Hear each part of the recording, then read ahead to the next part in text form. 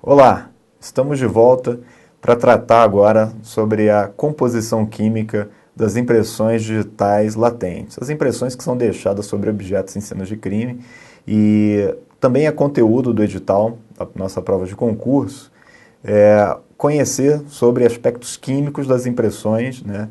E posteriormente a gente vai entender os tipos de superfície, vamos entender os tipos de reveladores, as reações químicas envolvidas na revelação dessas impressões digitais latentes, né? E os tipos também de impressões. Vamos conhecer tudo isso. A partir de agora já é um conteúdo muito voltado para a área técnica, né? Muito voltado para essa parte pericial, né? A parte forense propriamente dita da atuação da papiloscopia. Tá legal? Então estamos aqui na aula 7, nesse momento, né, tratando especificamente sobre a composição química das impressões digitais e o suor humano. Ok? Na aula passada comentamos sobre as glândulas da pele, né, comentamos sobre suas características morfológicas, suas especificidades, né, a relação da glândula sebácea com o folículo piloso, né, a função também dessas glândulas. Lembrando que nas regiões de pele espessa, indicadas aqui na figura, né, nessas regiões onde se fazem presente as cristas de fricção da pele, nós temos apenas a glândula sudorípara écrina. Então é um tipo exclusivo das regiões de pele espessa, tá? Exclusivo para regiões de pele espessa, tá? E essa glândula também ocorre nas regiões de pele fina. Então, melhor dizendo, né, na pele espessa, tá, a gente tem exclusivamente as glândulas, vamos lá, exclusivamente as glândulas sudoríparas écrinas. Isso é o que a gente tem na pele espessa, né? Ok? Enquanto na pele fina a gente tem glândula sebácea, né, associada ao folículo piloso sempre, e também temos a glândula sudorípara écrina ocorrendo aqui na região de pele fina, né? Essa figura mostra a glândula sudorípara na pele espessa, mas a gente tem que imaginar da mesma maneira essa glândula aqui, né, representada aqui nessa figura, ela também ocorre na região de pele fina. E da mesma forma, em algumas regiões, né, específicas, como as axilas e a região genital, a gente tem as glândulas sudoríparas chamadas de apócrina, né, com uma secreção específica e mais viscosa. Falamos de vários aspectos dessas glândulas, né, e a composição, né, dessa secreção das glândulas da nossa pele é o que a gente chama de composição endógena, ou seja, são componentes químicos que são produzidos pelo próprio corpo. Então, endógeno seria aquilo que é produzido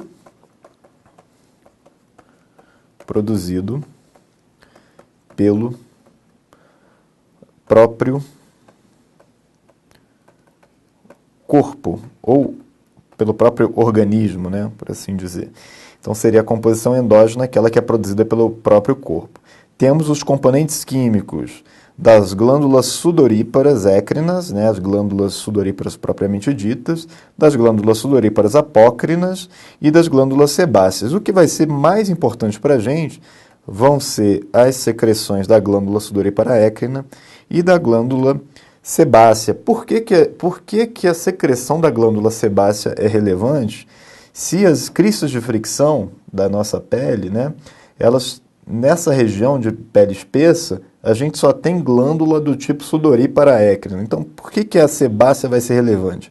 Porque constantemente, se a câmera puder voltar, constantemente nós levamos a nossa mão, né, a palma da nossa mão, a regiões de pele fina. A gente passa a mão no rosto, passa a mão na testa, aqui, no antebraço, nas costas da mão, e a gente está constantemente carreando secreção sebácea para a região de pele espessa, para as cristas de fricção. Então, além de estar produzindo suor das glândulas sudoríparas aqui da palma da minha mão, eu pego aqui a secreção sebácea da região de pele fina, né? Naturalmente a gente faz isso, a gente passa a mão no cabelo e tal, a gente está pegando a secreção sebácea, e aí quando eu toco um objeto, né? Toco um determinado objeto, transfiro toda essa mistura de secreção de glândula sudorípara écrina e glândula sebácea para a superfície desse objeto. E aí deixo aqui a minha impressão latente. Voltando para o slide, então. Então, essa seria o que a gente chama de composição endógena. Mas será que é só isso que a gente tem na impressão latente? Será que são apenas os componentes das glândulas sudoríparas, sebáceas? Se houver um contato de região genital e axila, como acontece nos crimes sexuais, aí você pode ter também resíduo aqui de glândula sudorípara apócrina, né? Isso pode acontecer em alguns casos, mas são exceções, né? Via de regra, a gente tem secreção sebácea e secreção sudorípara écrina, que é o que a gente chama de suor sebo, né? Então é uma mistura, aqui a gente tem o suor e aqui a gente tem o sebo, tá? Então essa mistura suor-sebo é o que essencialmente constitui as impressões latentes. Agora, será que é só isso o que constitui a impressão latente? Aí é que tá. A gente também tem uma composição exógena presente nas impressões latentes. E essa composição exógena, ela é dada pela presença de contaminantes. Ué, mas tem contaminante na impressão digital? Bom, imagina, principalmente é mais comum, né, isso no gênero feminino, né, as mulheres usarem cremes, né, diariamente, para cremes hidratantes, protetores solares, né? E esses produtos eles vão ficando na pele, vão se acumulando, né? Algumas dessas moléculas vão se acumulando na pele. Aqui a gente está vendo na figura, né, o uso aqui de um protetor solar. E a composição química desse protetor solar acaba ficando sobre a pele. Da mesma maneira, isso acontece, né, não apenas com os cosméticos, né, que são esses produtos de embelezamento, hidratantes, protetores solares, maquiagens, né, tudo isso vai deixando resíduo na pele, mas os próprios sabonetes que são utilizados deixam também alguns componentes químicos na pele, alguns produtos de limpeza. Eu, particularmente, no doutorado, tenho desenvolvido pesquisas com essa parte de análise química de impressões digitais. E é muito comum a gente encontrar um amaciante, né, as moléculas de um amaciante. Então, vou colocar aqui também, ó, amaciantes de roupa. Tá? Então, normalmente as pessoas que lavam suas roupas usando um amaciante, também, nas impressões digitais latentes das pessoas, também é encontrado esse surfactante catiônico, que é um componente químico dos amaciantes de roupa, né? Que mais? Fármacos e drogas. Então, dependendo da substância que a pessoa use, né, do remédio que ela está tomando, né, ou o uso de uma droga ilícita, isso também pode aparecer nas suas impressões latentes. Tá? Explosivos, da mesma maneira, manipulação de materiais explosivos, né, essas quadrilhas que atuam em explosões de caixas eletrônicos, grupos terroristas que manipulam esses artefatos explosivos, esses materiais tendem a ficar nas suas impressões digitais, assim como venenos e outras substâncias. Tá legal? A gente vai conhecer daqui a pouco alguns exemplos, né? Mas então teríamos todo esse conjunto, né, de produtos que mantemos contato, né, nossa pele entra em contato, e como o Lockhart tinha estabelecido em 1904, né, como é que era aquela regra? Todo contato deixa uma marca. Então, quando a gente entra em contato com esses produtos, a marca desses produtos, né, ou seja, os componentes químicos desses produtos, eles acabam fazendo parte aí da nossa impressão digital latente, tá? Bom, os componentes endógenos, e a gente vai conhecer um pouco mais sobre eles agora, porque a impressão digital latente, aqui nessa figura, é um exemplo do que seria uma impressão digital latente. Tá? A impressão digital latente ela é uma impressão invisível. Tá? Então, vou colocar até aqui, ó, latente. A gente está falando já bastante sobre ela, né? Mas ela seria uma impressão invisível, por isso esse nome. Então, ó, invisível. Ela precisa de um agente químico, né, um revelador, para que seja possível visualizar. O que ela é? Né? Ela é essa sequência de gotículas que a gente está observando aqui nesse slide. Uma sequência de gotículas, de misturas de secreções da pele e contaminantes, né, intercaladas por sulcos. Então aqui a gente tem, vou demarcar aqui a região de crista, ó, aqui a gente tem a região de crista, certo? Que obviamente está invisível a olho nu, isso aqui está na microscopia óptica, foi uma impressão latente produzida sobre uma lâmina de vidro. Então essa aqui, ó, é a região da crista, né? Quando a gente for aplicar o revelador, que a gente vai comentar numa próxima aula, esse revelador ele vai interagir com essas gotículas e vai formar a imagem dessa crista, né? Vai formar essa linha. E nessa região aqui que eu vou apontar com a seta é onde a gente tem o sulco, ok? E aqui temos uma outra crista aqui na sequência, certo? Tá, então aqui temos a segunda crista. Isso aqui é a nossa impressão latente, tá? Então, ó, crista, sulco de novo, aqui já vamos ter uma terceira crista. Essa é a nossa impressão latente, tá? Uma impressão invisível. O que compõe? Vou até apagar aqui para não estragar a beleza dessa figura, né? Não que ela seja muito bela, mas é uma impressão latente, né? Sem revelador e sendo possível observar. Não é sempre que isso é possível. Mas vamos lá. A gente tem glândula sudorípara, que é a composição écrina. Como eu falei para vocês, aqui é o suor, né? E a glândula sebácea, composição sebácea, aqui o sebo. Então é comum a gente chamar o resíduo de impressão digital de suor sebo, por essa razão. Na composição sudorípara, a gente vai ter principalmente água, né? O suor é composto principalmente de água, em 99%. Alguns autores chegam a falar em 98%, né? Mas a maioria, de fato, 99%. Vamos ter compostos inorgânicos, como alguns sais, né? Vamos ter o cloro, o sódio, potássio, né? Na forma de sais, os aminoácidos, isso aqui é bem importante, tá? Aminoácidos e proteínas. É uma característica, então, da composição écrina, tá? Aminoácidos e proteínas, composição écrina. Enquanto na composição sebácea, que é aquela composição mais oleosa, né? Mais gordurosa da nossa pele, a gente vai ter os ácidos graxos, que são lipídios. Todos esses componentes aqui da nossa coluna da direita são lipídios, tá? Então vamos ter ácidos graxos, colesterol, todo mundo conhece, né? O esqualeno, que pouca gente conhece, mas ele é um precursor de esteroides, é uma molécula muito interessante, né, sobre alguns pontos de pesquisas científicas. Temos ésteres graxos e triglicerídeos, sendo o grupo de lipídios de maior tamanho aqui, tá? De maior massa, esses triglicerídeos. Mas vamos para a sequência aqui. As impressões chamadas de naturais, tá? Aqui a gente vai fazer algumas distinções de impressões, principalmente por causa dos estudos que tratam das pesquisas, né, das impressões digitais, das análises químicas das impressões. Então, as impressões naturais, elas são produzidas, né, a partir dessa mistura natural da secreção écrina e sebácea da pele, né, além da presença dos contaminantes do cotidiano de um determinado indivíduo. Então, é basicamente isso que eu comentei com vocês, dessa mistura, né, a partir do momento que a gente tem secreção écrina, suor na palma da mão e a gente leva na face, no cabelo, a gente carrega a secreção sebácea para essa região e aí a gente toca lá no produto de limpeza, no sabonete, a gente está misturando contaminante. Isso aí seria o que a gente chama de impressão natural, tá?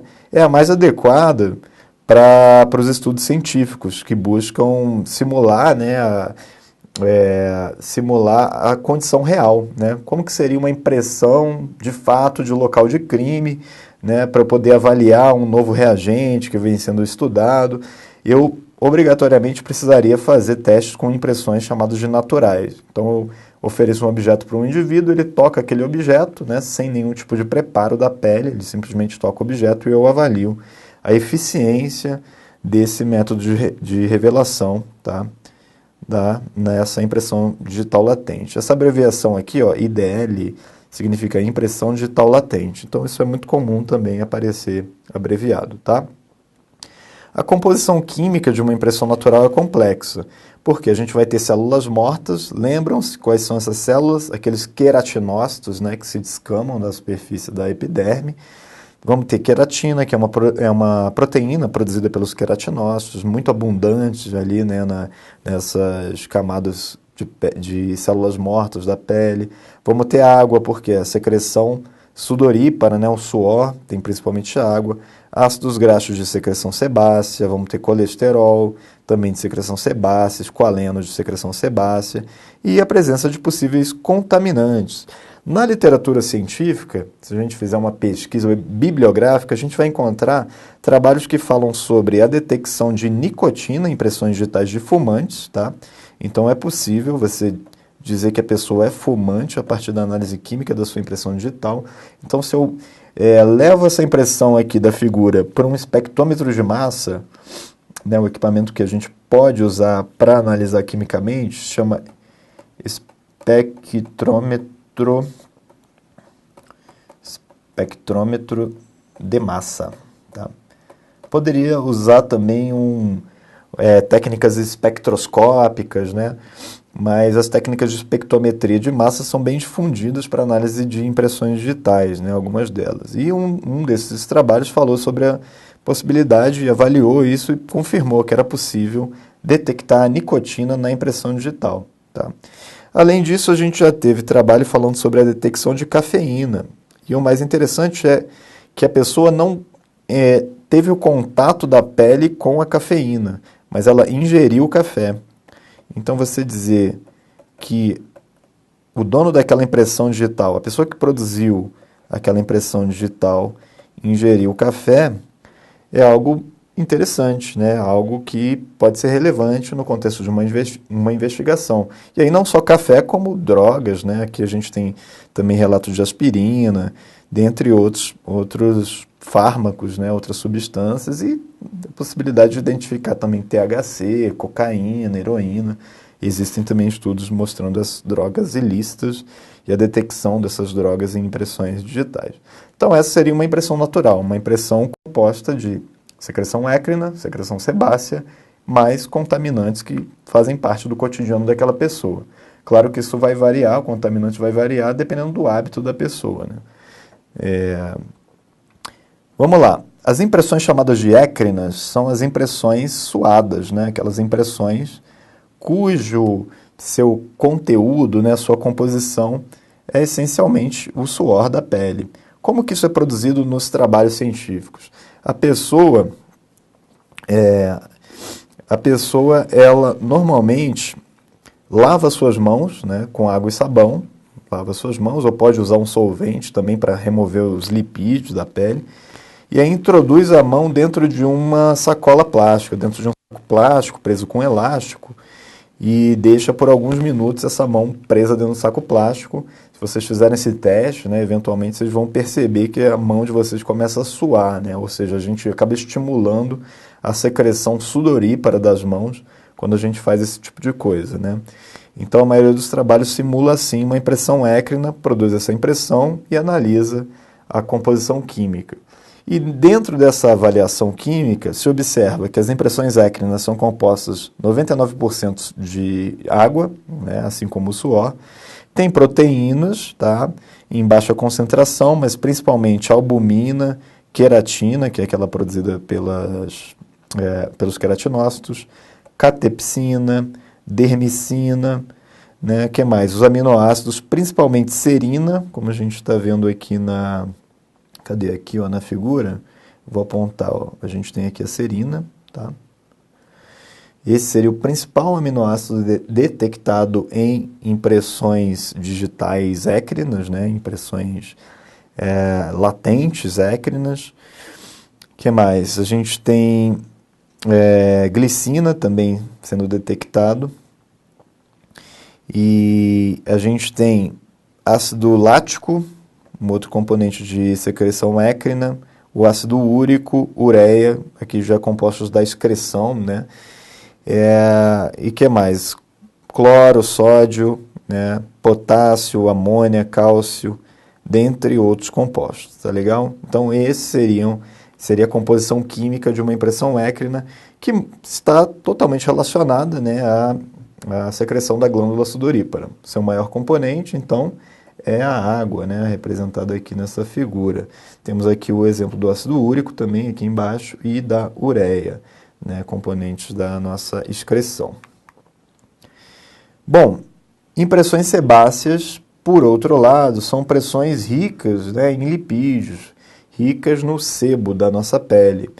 E elas são produzidas, né, nesses estudos científicos para análise química a partir do toque das polpas digitais com regiões de maior densidade sebácea, ou seja, regiões onde a gente tem bastante glândula sebácea como as regiões da face, principalmente testa, nariz, a região das costas, né? São regiões ricas em secreção sebácea, porque tem muitas glândulas sebáceas por metro quadrado de pele, por centímetro quadrado de pele. Então, acaba que tem um excesso de sebo nessas regiões, né? A composição química das impressões sebáceas, principalmente ácidos graxos livres, que são os mais abundantes, tá? E aí tem vários ácidos graxos. Aqui na figura a gente vê o ácido dodecanoico, miristoleico, palmítico, ácido oleico. Esse particularmente, né, palmítico e oleico são bastante comuns, inclusive nos meus estudos. Então, os ácidos graxos eles têm essa característica, né? Tem essas longas cadeias carbônicas, né? Como a gente está vendo aqui nessas figuras, tá?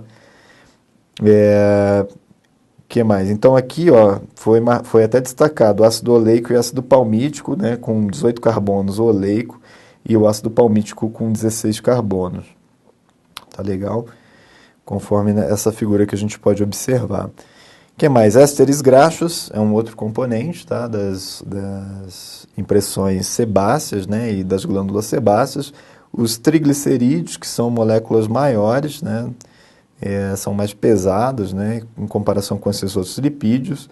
O esqualeno, que é essa molécula sendo exibida aqui nessa figura de número 7, aqui, tá? Então a gente tem o esqualeno e ele... Eu tinha comentado, né, que é uma molécula muito interessante do ponto de vista acadêmico, porque o esqualeno ele é detectado, né, no óleo de fígado do tubarão e sempre foi tido como um lipídio anticarcinogênico. O que seria isso? Seria um lipídio que tem uma função anticâncer, né, de prevenir o câncer, por assim dizer. Porque o tubarão não é encontrado câncer, né, nos tubarões. E perceberam que eles eram ricos, né, no esqualeno, no seu óleo de fígado. E, posteriormente, que se descobriu que a nossa glândula sebácea também secreta o esqualeno, né? Então, isso aqui também é um produto de glândula sebácea, assim como todos os outros, né? São produtos de glândula sebácea, tá bom? E é naturalmente que impressões sebáceas, então, têm essas características. E aqui, por final, a gente tem o colesterol. Um detalhe interessante é que essas duas moléculas, né, o esqualeno e o colesterol, são moléculas associadas a animais, tá? São presentes em animais. E o esqualeno é uma molécula que tende a se degradar, né? Tende a sofrer um processo de degradação muito rápido. Então, eu vou até anotar aqui, ó, degradação, apesar disso ser algo já bem avançado, né? Processo de degradação rápido. Tá? E o colesterol já é uma molécula mais estável. O colesterol está sendo exibido aqui nessa figura. Tá? Já é. E essas duas moléculas têm sido consideradas como marcadores para avaliação de recenticidade das impressões digitais latentes, para uma avaliação de recenticidade química, né? Então, se avalia o quanto o esqualeno é degradado em função do tempo e a relação do esqualeno com o colesterol. Isso tem oferecido, né, possíveis indicadores, né, de recenticidade. Tá? E dentro desse tema, a gente precisa falar de composição inicial, que é exatamente o material que foi transferido imediatamente após o contato do dedo com a superfície, né? Então, eu toco a superfície do objeto.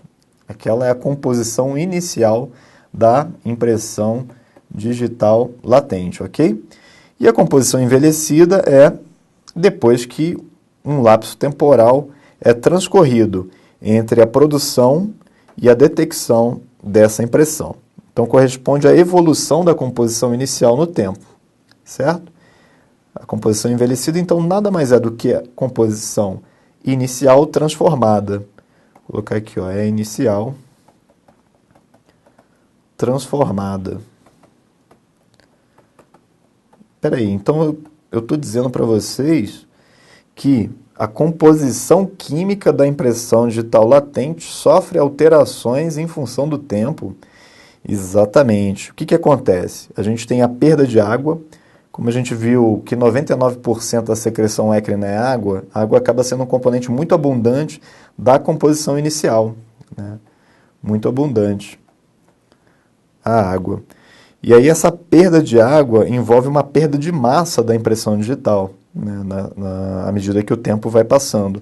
E é um dos primeiros indicativos de envelhecimento da impressão é a perda de água. O que mais? O esqualeno, como eu comentei com vocês, sofre a oxidação, gerando os epóxidos e cetonas, né, são produtos aí da oxidação do esqualeno, né, da sua degradação.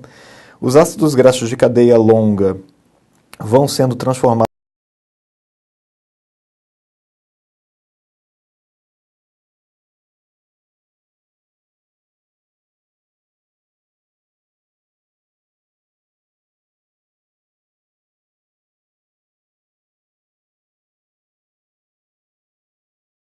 na formação desse verniz. É como se a impressão digital, aquelas gotículas da impressão digital, né, que formam as cristas ali as cristas da impressão latente, né, é como se elas fossem endurecendo, perdendo água e se tornando mais rígidas com o passar do tempo, o que obviamente vai reduzir a interação dos agentes reveladores, né? Então isso não vai estar tão essas moléculas da impressão não vão estar tão acessíveis aos agentes reveladores como no começo. Aqui a gente tem imagens de um estudo realizado que avaliou a características morfométricas dessas cristas, as medidas das cristas. Observem que elas foram numeradas, né, exatamente as mesmas cristas, e aqui é o tempo inicial, é a composição inicial de 0 dias, ou seja, a impressão acabou de ser produzida, e nesse segundo caso a gente tem uma impressão envelhecida em 30 dias. E a gente observa, de fato, algumas modificações aqui, visualmente dá para perceber que essa aqui é uma impressão envelhecida, né, se comparada à recente, ok? Esse estudo, né, ele mostrou que a gente tem um padrão de redução da largura das cristas com o passar do tempo, é o que a gente está vendo aqui, ó, a largura das cristas caiu de 300 e poucos, né, sei lá, 320 micrômetros, né, vamos lembrar das nossas grandezas aí, então 320 micrômetros foi caindo aqui para em torno de 250, talvez um pouco menos, né, micrômetros ao longo dos 30 dias. Isso se deve à perda da água, essas transformações lipídicas, e da mesma forma o percentual de cristas visíveis, então além da redução da largura da crista, o percentual de cristas visíveis foi caindo, né? Foi caindo aqui para abaixo de 90% de cristas visíveis. Obviamente que se mais tempo fosse sendo transcorrido, essas impressões iriam sofrendo mais modificações, né? Mas esse estudo avalia só ao longo de 30 dias, tá bom? A gente tem outros estudos, né, que apontam para envelhecimento da impressão em diferentes tipos de superfície e tem que se considerar uma série de fatores, né, para estabelecimento dessa estimativa. Nem sempre é possível, na verdade, na minoria dos casos é possível, porque é necessário simular as condições ambientais em que aquela impressão esteve envelhecendo e é virtualmente muito difícil, né, você ter uma situação em que é possível replicar essas condições ambientais. Vamos ao ataque aqui das nossas questões. Vamos lá, questão de número 1. O autor de um homicídio recolheu os objetos que utilizara durante a prática do delito e os atira, né, em uma lagoa, com o intuito de eliminar os vestígios produzidos. Diante da situação hipotética, podemos afirmar que, letra A, seria impossível recuperar impressões papilares nos objetos submersos, pois as impressões têm composição essencialmente écrina e serão dissolvidas em meio aquoso. Bom, se a gente estivesse falando de impressão écrina, isso poderia até ser verdadeiro, mas no caso em questão, está falando da prática de um crime, então é uma situação real. Em situações reais, a gente fala de impressões naturais que são compostas por uma mistura de secreções da pele, não só écrina, mas a gente tem aqui sebácea, né? Écrina e sebácea. Então, errado, questão A, item A, errado. Item B, seria impossível recuperar impressões papilares nos objetos submersos, pois as impressões papilares, aqui ó, nessa questão, impressões papilares está como sinônimo de impressões digitais latentes, tá legal? A gente não deve se ater com tanto rigor a essa nomenclatura, tá? Nesse caso, né, que a gente está realizando provas de concurso, né? Se a gente estivesse publicando um artigo científico, aí a gente teria que ser bem rigoroso. Mas provas de concurso, a gente pode ser um pouco mais flexível, né, com relação a essas questões terminológicas, esses erros técnicos. Mas vamos lá, vamos ao que o item está pedindo. Seria impossível recuperar impressões papilares nos objetos submersos, pois as impressões papilares, mesmo tendo composição essencialmente sebácea, tem composição essencialmente sebácea? Não, é uma mistura, né, de secreção écrina e sebácea, a não ser que estivesse falando de impressões sebáceas, né, ou impressões ricas em sebo. Ficam comprometidas pela ação mecânica da água. Errado. C. Seria possível recuperar impressões papilares nos objetos submersos, pois as impressões papilares tendem a persistir nos objetos em que foram produzidas, sejam quais forem as circunstâncias. Negativo, sejam quais forem as circunstâncias, não. Daqui a pouquinho a gente vai ver algumas circunstâncias que favorecem, né, a degradação dessas impressões. Então não é o caso, elas não tendem a persistir, sejam quais forem as circunstâncias. Agora, se o objeto for mantido confinado, né, em ambiente preservado, sem ação mecânica, sem fluxo de ar, sem incidência solar, sem aumento de temperatura, ela pode sim perdurar por períodos mais longos de tempo. Letra D. Seria possível recuperar impressões papilares nos objetos submersos, mas apenas impressões palmares, pois impressões plantares são essencialmente écrinas e não deixam aminoácidos nos objetos. Então, impressões plantares são essencialmente écrinas e não deixariam aminoácidos nos objetos. Então, olha que confusão que o item D fez. Seria possível recuperar impressões papilares nos objetos submersos, mas apenas impressões palmares. E aí? Pois impressões plantares são essencialmente écrinas, não deixariam aminoácidos nos objetos. Então, se a impressão plantar, a gente imaginar a pessoa chutando, né, um objeto descalça, transferindo essa secreção écrina, ela vai deixar aminoácido no objeto? Vai deixar aminoácido, sim. Então, está errado isso aqui, ó. Errado essa questão de item D, porque o aminoácido vai ser transferido junto com a impressão écrina, certo? Com o resíduo écrino da impressão. E letra E, seria possível recuperar impressões papilares nos objetos submersos, pois a composição das impressões latentes é uma mistura de secreções de glândulas da pele, havendo biomoléculas hidrofóbicas, como é o caso dos lipídios. Então, a gente tem aqui lipídios, são moléculas hidrofóbicas, são moléculas que repelem a água. Então, seria possível isso? Que objetos que fossem submersos ainda fosse possível recuperar as suas impressões digitais nesses objetos? Correto, item E. É plenamente possível, a gente tem vários casos, inclusive os veículos que passam por crimes, né, que são usados em sequestros. Cai chuva, né, sobre esses veículos, a gente depois espera secar e aplica os reagentes para a recuperação das impressões, plenamente possível. A questão de número 2.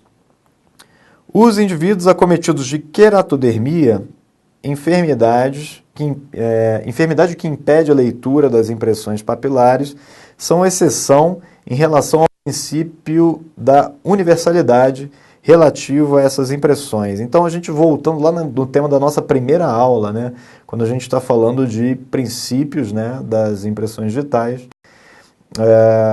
queratodermia, como a síndrome de Nagali, é considerada uma queratodermia, né, problemas relativos à nossa pele, né, a camada de queratina da pele. São exceções ao princípio da universalidade? Correto.